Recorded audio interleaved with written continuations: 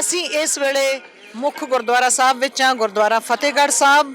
ਇਹ ਕਿਸੇ ਵੇਲੇ ਉਸ ਦਾ ਪ੍ਰਬੰਧਕੀ ਕੰਪਲੈਕਸ ਹੋਇਆ ਕਰਦਾ ਸੀ ਹਾਕਮ ਵਜੀਦ ਖਾਨ ਦਾ, ਅਤੇ ਇੱਥੇ ਹੀ ਉਸ ਦੀ ਕਚਹਿਰੀ ਸੱਜਦੀ ਸੀ। ਇੱਥੇ ਹੀ ਸਾਹਿਬਜ਼ਾਦਿਆਂ ਨੂੰ ਪੇਸ਼ੀ ਲਈ ਲਿਆਂਦਾ ਗਿਆ ਸੀ ਤੇ ਇੱਥੇ ਹੀ ਉਹ ਦੀਵਾਰ ਹੈ ਥੱਲੇ ਜਿੱਥੇ ਸਾਹਿਬਜ਼ਾਦਿਆਂ ਨੂੰ ਸ਼ਹੀਦ ਕੀਤਾ ਗਿਆ ਸੀ, ਚਿਣ ਕੇ ਸ਼ਹੀਦ ਕੀਤਾ ਗਿਆ ਸੀ। ਆਪਾਂ ਵੀਰ ਦਵਿੰਦਰ ਸਿੰਘ ਜੀ ਨਾਲ ਇਸ ਬਾਰੇ ਗੱਲ ਕਰਦੇ ਹਾਂ, ਜੋ ਕਿ ਕਿਉਂਕਿ ਇਸ ਇਲਾਕੇ ਦੇ ਜੰਮਪਲ ਨੇ, ਜੰਮਪਲ ਇਹਨਾਂ ਦਾ ਇੱਥੇ ਹੈ, ਬਚਪਨ ਉਹਨਾਂ ਦਾ ਇੱਥੇ ਗੁਜ਼ਰਿਆ। ਇਹਨਾਂ ਨੇ ਉਹ ਦਰਵਾਜ਼ਾ ਵੀ ਦੇਖਿਆ ਜਿਸ ਨੂੰ, ਵੱਡੇ ਦਰਵਾਜ਼ੇ ਨੂੰ ਉਹਨਾਂ ਦੀ ਪੇਸ਼ੀ ਮੌਕੇ, ਸਾਹਿਬਜ਼ਾਦਿਆਂ ਦੀ ਪੇਸ਼ੀ ਮੌਕੇ ਵੱਡਾ ਦਰਵਾਜ਼ਾ ਬੰਦ ਕਰਕੇ ਉਹਨਾਂ ਨੇ ਸਿਰਫ ਛੋਟੀ ਖਿੜਕੀ ਹੀ ਖੁੱਲੀ ਰੱਖੀ ਸੀ ਤਾਂ ਕਿ ਸਾਹਿਬਜ਼ਾਦੇ ਜਦੋਂ ਪਹਿਲਾਂ ਸਿਰ ਅੰਦਰ ਕਰਨਗੇ ਤਾਂ ਅਸੀਂ ਉਹਨਾਂ ਨੂੰ ਉਸ ਨੂੰ ਸਲਾਮ ਮੰਨ ਲਵਾਂਗੇ। ਪਰ ਬਹੁਤ ਜ਼ਹੀਨ ਸਾਹਿਬਜ਼ਾਦਿਆਂ ਨੇ ਉਹਨਾਂ ਦੀ ਇਹ ਮਨਸ਼ਾ ਪੂਰੀ ਨਹੀਂ ਹੋਣ ਦਿੱਤੀ ਸੀ। ਆਪਾਂ ਵੀਰ ਦਵਿੰਦਰ ਸਿੰਘ ਜੀ ਤੋਂ ਸਾਰੇ ਵੇਰਵੇ ਸੁਣਦੇ ਹਾਂ। ਵੀਰ ਦਵਿੰਦਰ ਸਿੰਘ ਜੀ। ਅਰਜ਼ੇ ਜੀ, ਜਿੱਥੇ ਅਸੀਂ ਖੜੇ ਹਾਂ ਇਹ ਗੁਰਦੁਆਰਾ ਫਤਿਹਗੜ੍ਹ ਸਾਹਿਬ ਹੈ। ਇਹ 1704 ਵਿੱਚ ਇੱਕ ਕਿਲਾ ਸੀ ਔਰ ਇਹ ਹੈੱਡਕੁਆਟਰ ਸੀ ਜਿਹੜੀ ਸਟੇਟ ਸੀ ਸਰਹੰਦ ਦੀ, ਸੂਬਾ ਸਰਹੰਦ ਦਾ ਹੈੱਡਕੁਆਟਰ ਸੀ।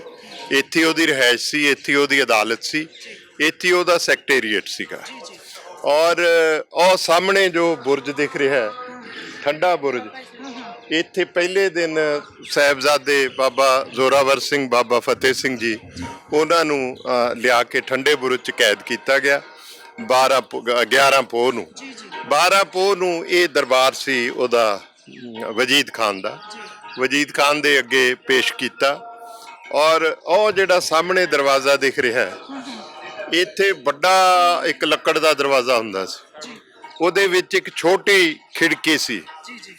ਤੇ ਜਦੋਂ ਸਾਹਿਬਜ਼ਾਦਿਆਂ ਨੂੰ ਇੱਥੇ ਪੇਸ਼ ਕਰਨ ਲਈ ਲਿਆਂਦਾ ਗਿਆ ਤਾਂ ਵੱਡਾ ਦਰਵਾਜ਼ਾ ਬੰਦ ਕਰਕੇ ਉਹਦੀ ਛੋਟੀ ਖਿੜਕੀ ਖੋਲੀ ਗਈ ਤਾਂ ਕਿ ਜਦੋਂ ਉਹ ਅੰਦਰ ਪ੍ਰਵੇਸ਼ ਕਰਨ ਤਾਂ ਉਹਨਾਂ ਨੂੰ ਸਿਰ ਨਵਾ ਕੇ ਅੰਦਰ ਆਉਣਾ ਪਏ ਤੇ ਇਹ ਸਮਝਿਆ ਜਾਏ ਕਿ ਉਹ ਸਲਾਮ ਕਰਕੇ ਸੂਬੇ ਨੂੰ ਫੇਰ ਅੰਦਰ ਗਏ ਨੇ। ਲੇਕਿਨ ਮਾਤਾ ਗੁਜਰੀ ਜੀ ਨੇ ਕਹਿ ਕੇ ਤੋਰਿਆ ਸੀ ਕਿ ਫਤਿਹ ਗਜਾਉਣੀ ਹੈ। ਤੁਹਾਨੂੰ ਜੇ ਕੋਈ ਕਵੇ ਵੀ ਸਲਾਮ ਕਰੋ, ਸਲਾਮ ਨਹੀਂ ਕਰਨੀ, ਫਤਿਹ ਗਜਾਉਣੀ ਹੈ। ਤੇ ਉਹਨਾਂ ਨੂੰ ਆਉਂਦੇ ਹੀ ਜਦੋਂ ਸੂਬੇ ਦਾ ਦਰਬਾਰ ਇੱਥੇ ਲੱਗਿਆ ਸੀ, ਵਜੀਦ ਖਾਨ ਦਾ ਸਾਰੇ ਅਹਿਲਕਾਰ ਮੌਜੂਦ ਸੀ ਤੇ ਉਹਨਾਂ ਨੇ ਆਉਣ ਸਾਰ ਵਾਹਿਗੁਰੂ ਜੀ ਕਾ ਖਾਲਸਾ ਵਾਹਿਗੁਰੂ ਜੀ ਕੀ ਫਤਿਹ ਗਜਾਈ। ਇਸ ਗੱਲ ਤੋਂ ਹੀ ਕ੍ਰੋਧਿਤ ਹੋ ਗਿਆ ਸੀ ਸੂਬਾ ਸਰਹੰਦ ਵਜੀਦ ਖਾਨ। ਉਹਨੇ ਉਸੇ ਵੇਲੇ ਕਿਹਾ ਭਈ इन शीरखोर बच्चों की ये जुर्रत है जी कि मेरे सामने ये ना सलाम कर रहे हैं और ये फतेह बुला रहे हैं, इनको सबक सिखाइए खमची के साथ। खमची हुंदी है छांटा ਜਿਹਦੇ ਨਾਲ ਘੋੜਿਆਂ ਨੂੰ ਕੁੱਟਿਆ ਜਾਂਦਾ। तो सब तो ਪਹਿਲਾਂ ਜਦੋਂ ਆਏ ਪਹਿਲਾਂ ਉਹਨਾਂ ਦੇ ਖਮਚੀਆਂ ਮਾਰੀਆਂ ਗਈਆਂ ਹੈ ਜੀ। ਇਹ ਜਿਹੜਾ कथा गुरु जी के सूतन की बाबा दुन्ना सिंह हडूरीए ने बयान की है, ਉਹਦੇ 'ਚ ਉਹਨਾਂ ਨੇ ਲਿਖਿਆ ਕਿ ਪਹਿਲਾਂ ਉਹਨਾਂ ਤੇ ਖਮਚੀਆਂ ਨਾਲ ਜ਼ੁਲਮ ਹੋਇਆ ਹੈ ਜੀ। ਉਸ ਤੋਂ ਬਾਅਦ ਫਿਰ ਉਹਨਾਂ ਨੂੰ ਕਿਹਾ ਵੀ आप इस्लाम कबूल कर लो, मुसलमान बन जाओ, फिर आपको छोड़ देंगे और आपके साथ शहजादियों के निकाह कर दोगे। उन्होंने सिर मारते भी नहीं, असी तो दशमेश दे लाल हाँ, असी ये कुछ नहीं करना। ਇਹ ਫਿਰ ਉੱਥੇ ਸਾਹਮਣੇ ਇੱਕ ਪਿੱਪਲ ਦਾ ਦਰਖਤ ਸੀ, ਹੁਣ ਨਹੀਂ ਰਿਹਾ। ਅਸੀਂ ਦੇਖਿਆ ਜਦ ਅਸੀਂ ਬਚਪਨ 'ਚ, ਇਹ ਜਿਹੜੀ ਸਾਹਮਣੇ ਇਮਾਰਤ ਹੈ ਦਰਸ਼ਨੀ ਡਿਊਟੀ, ਇੱਥੇ ਸਭ ਤੋਂ ਪਹਿਲਾਂ ਮਾਤਾ ਗੁਜਰੀ ਸਕੂਲ ਖੁੱਲਿਆ ਸੀ 52, 53, 54 'ਚ। ਅਸੀਂ ਉਸ ਸਕੂਲ 'ਚ ਪੜ੍ਹਦੇ ਹੁੰਦੇ ਸੀ। ਉਸ ਵੇਲੇ ਇੱਥੇ ਪਿੱਪਲ ਸੀਗਾ। ਉਹ ਜਿਹੜੀ ਕਥਾ ਗੁਰੂ ਜੀ ਕੇ ਸੂਤਨ ਕੀ ਹੈ, ਉਹਦੇ 'ਚ ਬਾਬਾ ਦੁੰਨਾ ਸਿੰਘ ਹਡੂਰੀਆ ਲਿਖਦੇ ਨੇ ਕਿ ਪੀਪਲ ਬੰਨ ਗੁਲੇਲੇ ਮਾਰੇ। ਉਹਨਾਂ ਨੂੰ ਨੂੜ ਕੇ ਹੱਥਾਂ ਨੂੰ, ਫਿਰ ਪਿੱਪਲ ਨਾਲ ਨੂੜਤਾ, ਫਿਰ ਕਿਹਾ ਦਰਬਾਰੀਆਂ ਨੂੰ ਵੀ ਗੁਲੇਲੇ ਮਾਰੋ। ਉਹ ਫਿਰ ਗੁਲੇਲਾ ਚਲਾਉਂਦੇ ਸੀ ਤੇ ਇੱਕ ਗੁਲੇਲ ਦਾ ਰੋੜਾ ਛੋਟੇ ਸਾਹਿਬਜ਼ਾਦੇ ਬਾਬਾ ਫਤਿਹ ਸਿੰਘ ਜੀ ਦੀ ਸੱਜੀ ਅੱਖ 'ਚ ਲੱਗਿਆ ਸੀ। ਉਹ ਥੋੜੀ ਅੱਖ ਵੀ ਬਾਹਰ ਆਈ, ਖੂਨ ਚੱਲ ਰਿਹਾ ਸੀ। ਉਸ ਵੇਲੇ ਨਵਾਬ ਮਲੇਰਕੋਟਲਾ ਨੇ ਕਿਹਾ कि ये क्या हो रहा है, इतना जुल्म कर रहे हो आप, हैं जी, ये मासूम बच्चे हैं, इन पर इतना जुल्म, ये शरा इस बात की इजाज़त नहीं देती। तो उन्हें क्या, मैं नहीं ये देख सकता। जब वो फिर उठ के चलन लगे, फिर उन्होंने खुलवाता ਬੱਚਿਆਂ ਨੂੰ, ਲੇਕਿਨ ਹੱਥ ਬੰਨੇ ਹੋਏ ਸੀ। ਉਹਨਾਂ ਨੂੰ ਫਿਰ ਅਹਿਲਕਾਰ ਫੜ ਕੇ ਉਸ ਜਗ੍ਹਾ ਤੇ ਲੈ ਆਏ ਜਿੱਥੇ ਨੀਚੇ ਭੋਰਾ ਸਾਹਿਬ ਹੈ, ਉੱਥੇ ਮਸਨਦ ਲੱਗਿਆ ਹੋਇਆ ਸੀ। ਤੇ ਜਦੋਂ ਲਿਆਂਦੇ ਤੇ ਫਿਰ ਉਹਨਾਂ ਨੂੰ ਕਿਹਾ ਵੀ ਅਬ ਤੋਂ ਆਪ ਮੁਸਲਮਾਨ ਹੋ ਜਾਓਗੇ। ਹਾਂਜੀ, ਉਹਨਾਂ ਕਿਹਾ ਨਹੀਂ। ਫਿਰ ਉਹਨਾਂ ਦਾ ਜਦ ਹੱਥ ਖੋਲੇ ਨਾ ਤਾਂ ਕੁਦਰਤੀ ਸੀ, ਕਿਉਂਕਿ ਐਸ ਅੱਖ ਚ ਉਹ ਗਲੇਲਾ ਲੱਗਿਆ ਸੀ, ਇਹਦੇ ਚ ਖੂਨ ਚੋ ਰਿਹਾ ਸੀ। ਤੇ ਉਹ ਛੋਟੇ ਸਾਹਿਬਜ਼ਾਦੇ ਨੇ ਇਉਂ ਅੱਖ ਮਲਣੀ ਸ਼ੁਰੂ ਕਰਤੀ। ਵੱਡੇ ਨੇ ਉਹਨਾਂ ਦੀ ਇੱਥੇ ਮੋਢੇ ਤੇ ਹੱਥ ਰੱਖਿਆ ਸੀ। ਫਿਰ ਉਹਨੇ ਇੱਕ ਵਾਰ ਪੁੱਛਿਆ ਬਈ ਆਪ ਮੁਸਲਮਾਨ बनोगे, तो उन्होंने सिर मारता कि नहीं। फिर उन्हें कहा ये नहीं बाज आएंगे, आप इनको यहीं दीवारों में चिन दो जिंदे। ते हुक्म दे के वो बैठ गया। ते जदे इत्थे छोटी इट ते समान आया, बच्चे दोने खड़े कर ले ते उन्होंने दीवारां चिंडना शुरू करता। 3 वार दीवार इत्थे जाके डिगी, दीवार डिग जाती सी। ਜਦੋਂ ਤੀਜੀ ਵਾਰ ਡਿੱਗੀ ਤਾਂ ਬੱਚੇ ਨਾਲ ਹੀ ਡਿੱਗੇ, ਕਿਉਂਕਿ 2-3 ਦਿਨ ਦੇ ਭੁੱਖੇ ਸੀ, ਸਰਦੀਆਂ ਸੀ ਤੇ ਉਹ ਬੇਹੋਸ਼ੀ ਦੀ ਹਾਲਤ ਸੀਗੇ। ਜਦੋਂ ਦੀਵਾਰ ਡਿੱਗੀ, ਦੀਵਾਰਾਂ 'ਚ ਹੀ ਬੱਚੇ ਡਿੱਗੇ ਹੋਏ ਸੀ। ਫਿਰ ਸੁੱਚਾਨੰਦ ਜਿਹੜਾ ਸੀ ਉਹਨੇ ਕਿਹਾ ਭਈ ਇਹ ਦੀਵਾਰ 'ਚ ਨਹੀਂ ਚਿਣੇ ਜਾਣੇ, ਗੁਰੂ ਗੋਬਿੰਦ ਸਿੰਘ ਦੇ ਬੱਚੇ ਨੇ, ਉਹਦੀ ਕਰਾਮਾਤ ਆ, ਇਹ ਦੀਵਾਰ ਨਹੀਂ ਚਿਣੀ ਜਾਣੀ। ਫਿਰ ਉਹਨੇ ਕਿਹਾ ਵੀ ਇਹਨਾਂ ਦੇ ਸਿਰ ਕੱਟ ਦਿਓ। ਸਿਰ ਕੱਟਣ ਵਾਸਤੇ ਇੱਥੇ ਇੱਕ ਜਲਾਦ ਸੀ, ਜਿਹੜਾ ਸਰਕਾਰੀ ਜਲਾਦ ਸੀ ਸੂਬੇ ਦਾ, ਉਹਨੂੰ ਬੁਲਾਇਆ ਗਿਆ ਵੀ ਇਹ ਬੱਚਿਆਂ ਦੇ ਸਿਰ ਕੱਟ ਦਿਓ। ਤੇ ਉਸ ਜਲਾਦ ਨੇ ਕਿਹਾ ਵੀ ਮੇਰੀਆਂ ਅੱਖਾਂ ਤੇ ਪੱਟੀ ਬੰਨ੍ਹ ਦਿਓ, ਤੇ ਮੈਂ ਇੰਨੇ ਮਾਸੂਮ ਤੇ ਪਿਆਰੇ ਬੱਚਿਆਂ ਦੇ ਸੀਸ ਨਹੀਂ ਕੱਟ ਸਕਦਾ। ਉਹਨੂੰ ਵੀ ਫਿਰ ਉਹਨੇ ਹੁਕਮ ਦੇ ਦਿੱਤਾ ਸੀ ਵੀ ਇਹਨੂੰ ਵੀ ਫਾਹੇ ਲਾ ਦਿਓ, ਇਹਦੇ 'ਚ ਵੀ ਗੁਰੂ ਗੋਬਿੰਦ ਸਿੰਘ ਬੋਲਦਾ। ਫਿਰ 2 ਸਮਾਣੇ ਦੇ ਜਲਾਦ ਸੀ ਜਿਹੜੇ ਇੱਥੇ ਕੈਦ ਸੀ, ਉਹਨਾਂ ਨੂੰ ਵੀ ਸਜ਼ਾਏ ਮੌਤ ਹੋਈ ਸੀ। ਉਹਨਾਂ ਨੂੰ ਕਿਹਾ ਗਿਆ ਵੀ ਜੇ ਤੁਸੀਂ ਸੀਸ ਕੱਟ ਦੋਗੇ ਬੱਚਿਆਂ ਦੇ ਤਾਂ ਤੁਹਾਨੂੰ ਰਿਹਾ ਕਰ ਦਾਂਗੇ। ਫਿਰ ਉਹਨਾਂ ਦੋਵਾਂ ਨੇ ਬੱਚਿਆਂ ਦੇ ਇੱਕ ਸੀਸ ਕੱਟੇ, ਵੱਡੇ ਦਾ ਵੀ ਛੋਟੇ ਦਾ ਵੀ। ਇਹ ਬਾਬਾ ਛਿੱਬਰ ਹੋਰਾਂ ਨੇ ਆਪਣੀ ਜਿਹੜੀ 10 ਪਾਤਸ਼ਾਹੀਆਂ ਦੀ 10 ਪਾਤਸ਼ਾਹੀਆਂ ਦਾ ਉਹਨਾਂ ਨੇ ਇਤਿਹਾਸ ਲਿਖਿਆ, ਬੰਸਾਵਲੀ, ਉਹਦੇ 'ਚ ਲਿਖਿਆ ਬੜਾ ਕਲੀਅਰ ਕਿ ਜ਼ੋਰਾਵਰ ਸਿੰਘ ਅਵਸਥਾ 9.5 साल लिए, जोरावर सिंह अवस्था 9 साल लिए और फतेह सिंह अवस्था 7.5 साल लिए। जोरावर सिंह के प्राण खंडे बेग एकदम छूट गए। ਜਦੋਂ ਸੀਸ ਕੱਟਿਆ ਉਹਨਾਂ ਨੇ ਇੱਕਦਮ ਪ੍ਰਾਣ ਤਿਆਗ ਦਿੱਤੇ। ਤੇ ਅੱਗੇ ਲਿਖਦਾ फतेह सिंह शीश कट जाने के बाद आधी घड़ी तड़फते रहे और चरण मारते रहे। आधी घड़ी का मतलब भी 13.5 मिनट शीश कट जाने तो बाद वो तड़फे, उस तो बाद उन्हों का शरीर ठंडा हो गया ते शहादतां हो गईयां। ते फिर पुछया सूबे नूं भी इन्हां दा की करिए, तो ये कह के इस दौरान नवाब मलेरकोटला प्रोटेस्ट करके चलिया गया सी और ये कह के गया कि तेरे ते अल्लाह दा कहर नाज़िल होएगा।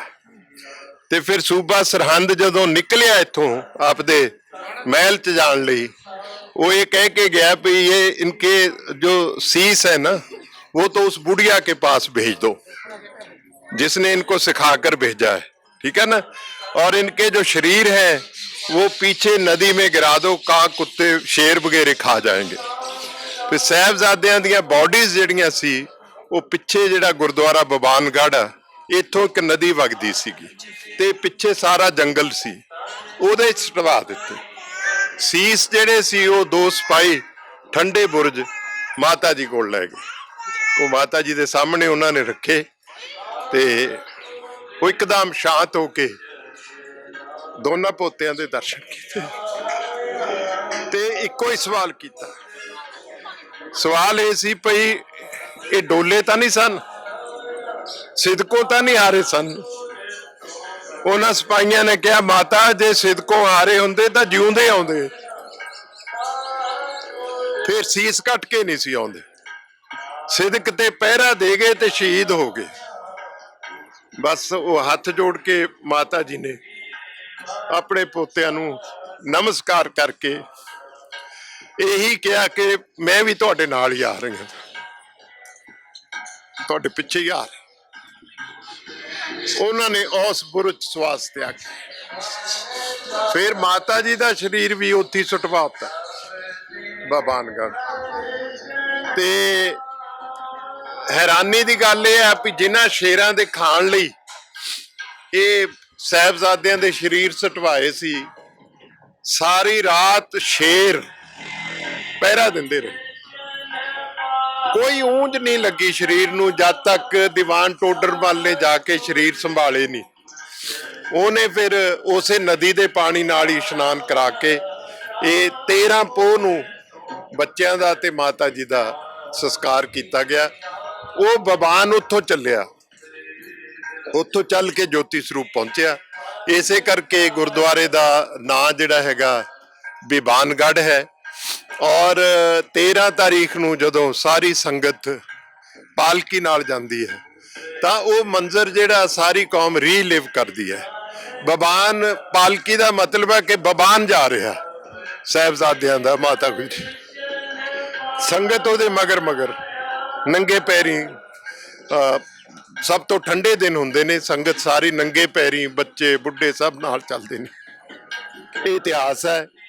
ਇਹ ਨੀਚੇ ਭੋਰਾ ਸਾਹਿਬ ਜਿਹੜਾ ਹੈਗਾ ਉਹ ਅਸਲ ਸਥਾਨ ਹੈ ਜਿੱਥੇ ਉਹਨਾਂ ਨੂੰ ਚਿਣਿਆ ਗਿਆ ਸੀ, ਉਹ ਦੀਵਾਰ ਹੈ। ਚਿਣਿਆ ਗਿਆ। ਇਹ ਮੇਰੀਆਂ ਅੱਖਾਂ ਦੇ ਸਾਹਮਣੇ ਖੁਦਾਈ ਹੋਈ ਹੈ। ਮੈਂ ਉਹ ਡਿਊਟੀ ਦੇ ਬਰਾਂਡੇ 'ਚ ਸਾਡਾ ਸਕੂਲ ਸੀ, ਅਸੀਂ ਤੀਜੀ ਚੌਥੀ 'ਚ ਇੱਥੇ ਪੜ੍ਹਦੇ ਸੀ। ਜਿਹੜੀਆਂ ਹੇਠੋਂ ਇੱਟਾਂ ਕੱਢਦੇ ਸੀ ਉਦੋਂ ਲੋਕਾਂ 'ਚ ਇਹ ਸੀ ਭਈ ਇੱਥੇ ਮੱਥਾ ਉਹਦਾ ਮਨਜ਼ੂਰ ਹੋਏਗਾ ਜਿਹੜਾ ਇੱਟ ਤੋੜੇਗਾ, ਕਿਉਂਕਿ ਉਹ ਜਿਹੜੇ ਸਿਪਾਹੀ ਲੈ ਕੇ ਗਏ ਸੀ ਬੱਚਿਆਂ ਦੇ ਸੀਸ, ਉਹਨਾਂ ਨੇ ਕਿਹਾ ਸੀ ਮਾਤਾ ਗੁਜਰੀ ਜੀ ਨੂੰ ਭਈ ਪਹਿਲਾਂ ਇਹਨਾਂ ਨੂੰ ਨੀਹਾਂ 'ਚ ਚਿਣਿਆ ਸੀ, ਨੀਹਾਂ 'ਚ ਜ਼ਿੰਦੇ ਚਿਣਨ ਦਾ ਹੁਕਮ ਦਿੱਤਾ ਸੀ। ਤੇ ਮਾਤਾ ਜੀ ਨੇ ਕਿਹਾ ਸੀ ਵੀ ਇੱਕ ਦਿਨ ਗੁਰੂ ਦਾ ਖਾਲਸਾ ਇੱਥੇ ਆਏਗਾ, ਉਹਨਾਂ ਇੱਟਾਂ ਤੋਂ ਬਦਲਾ ਲੈ। ਇਸ ਕਰਕੇ ਜਦੋਂ ਵੀ ਸਿੱਖ ਇੱਥੇ ਆਉਂਦੇ ਸੀ ਮੱਥਾ ਟੇਕਣ, ਇਹ ਬਹੁਤ ਵੱਡੇ ਵੱਡੇ ਥੇ ਸੀਗੇ ਤੇ ਲੋਕ ਥਿਆਂ ਦੀ ਖੁਦਾਈ ਕਰਕੇ ਵਿੱਚੋਂ 5-5 4-4 ਇੱਟਾਂ ਕੱਢ ਕੇ ਫਿਰ ਉਹਨਾਂ ਦੀ ਰੋੜੀ ਬਣਾ ਦਿੰਦੇ। ਯੂ ਸੀ ਦੇ ਯੂਜ਼ ਟੂ ਅਵੈਂਜ ਦਿਸ। ਇਸ ਕਰਕੇ ਹੁਣ ਤੁਹਾਨੂੰ ਕੋਈ ਥੇ ਨਹੀਂ ਲੱਭਦਾ। 300 ਸਾਲਾਂ 'ਚ ਥੇ ਜਿਹੜੇ ਸੀ ਉਹ ਮਿੱਟੀ ਬਣਾਤੇ ਲੋਕਾਂ ਨੇ। ਅਸੀਂ ਵੀ ਜਦ ਅੱਧੀ ਛੁੱਟੀ ਨੂੰ ਮੱਥਾ ਟੇਕਣ ਆਉਂਦੇ ਸੀ ਤਾਂ ਸਾਨੂੰ ਸਾਡੇ ਪੰਜਾਬੀ ਪੜ੍ਹਾਉਂਦੇ ਸੀ ਭੈਣ ਜੀ ਬੇਅੰਤ ਕੌਰ, ਮੋਰਿੰਡੇ ਦੇ ਨਾਲ ਪਿੰਡ ਸੀ। ਉਹ ਕਿਸੇ ਬੱਚੇ ਨੂੰ ਅੱਧੀ ਛੁੱਟੀ 'ਚ ਚੂਰੀ ਨਹੀਂ ਸੀ ਖਾਣ ਦਿੰਦੇ, ਨਾ ਪਰੌਂਠਾ। ਕਹਿੰਦੇ ਸੀ ਪਹਿਲਾਂ ਬਦਲਾ ਲਓ। ਇੱਥੇ ਇੱਟਾਂ ਦੇ ਢੇਰ ਹੁੰਦੇ ਸੀ, ਅਸੀਂ ਇੱਕ ਇੱਕ ਇੱਟ ਚੱਕਣੀ, ਥੌੜੀਆਂ ਪਈਆਂ ਹੁੰਦੀਆਂ ਸੀ, ਉਹ ਭੰਨ ਭੰਨ ਕੇ ਰੋੜੀ ਕਰ ਦੇਣੀ। ਫਿਰ ਅਸੀਂ ਕਹਿਣਾ ਭੈਣ ਜੀ ਮੈਂ ਬਦਲਾ ਲੈ ਲਿਆ ਜੀ। ਉਹਨਾਂ ਨੇ ਕਹਿਣਾ ਲਾਈਨ 'ਚ ਖੜ ਜਾਓ। ਤੇ ਆਹ ਜਿੱਥੇ ਕੜਾਹ ਪ੍ਰਸ਼ਾਦ ਦੀ ਹੱਟ ਹੈ, ਇਹਦੇ ਬਿਲਕੁਲ ਬੈਕ ਸਾਈਡ ਤੇ ਬਹੁਤ ਵੱਡਾ ਖੂਹ ਸੀ। ਉਸ ਖੂਹ 'ਚ ਵੀ ਪੁੱਠੇ ਲਟਕਾਇਆ ਸੀ ਸਾਹਿਬਜ਼ਾਦਿਆਂ ਨੂੰ। ਫਿਰ ਉਹ ਸਾਨੂੰ ਖੂਹ ਦੀ ਪਰਿਕਰਮਾ ਕਰਾਉਂਦੇ ਸੀ ਤੇ ਨਾਲ ਉਹ ਕਹਿੰਦੇ ਸੀ ਬਈ ਸ਼ਬਦ ਪੜ੍ਹਦੇ ਹੁੰਦੇ ਸੀ ਮੂਰੇ ਮੂਰੇ, ਸਿਰ ਜਾਵੇ ਤਾਂ ਜਾਵੇ ਮੇਰਾ ਸਿੱਖੀ ਸਿਦਕ ਨਾ ਜਾਏ। 5 ਪਰਿਕਰਮਾ ਸਾਤੋਂ ਖੂਹ ਦੇ ਦੁਆਲੇ ਕਰਾ ਕੇ ਫਿਰ ਸਕੂਲ 'ਚ ਜਾ ਕੇ ਕਹਿੰਦੇ ਸੀ ਹੁਣ ਜਿਹਨੇ ਆਪਣੀ ਚੂਰੀ ਖਾਣੀ ਹੈ, ਪਰੌਂਠਾ ਖਾਣਾ, ਖਾਓ। ਇਹ ਖੂਹ ਦੇ ਵਿੱਚੋਂ ਹੀ ਇੱਕ ਸੁਰੰਗ ਜਿਹੜੀ ਹੈ ਉਹ ਠੰਡੇ ਬੁਰਜ ਤੱਕ ਜਾਂਦੀ ਹੈ। ਸੋ ਹੁਣ ਸਾਰਾ ਕੁਝ ਮਿਟਾਤਾ। ਉਹ ਯਾਦਾਂ ਰੱਖਣੀਆਂ ਚਾਹੀਦੀਆਂ ਸੀ ਤਾਂ ਕਿ ਇੰਸਪੀਰੇਸ਼ਨ ਮਿਲਦੀ ਸਾਰੇ ਬੱਚਿਆਂ ਨੂੰ, ਨਵੀਂ ਜਨਰੇਸ਼ਨ ਨੂੰ। ਸੋ ਮੈਂ ਚਾਹਾਂਗਾ ਤੁਸੀਂ ਭੋਰਾ ਸਾਹਿਬ ਦੇ ਦਰਸ਼ਨ ਕਰੋ।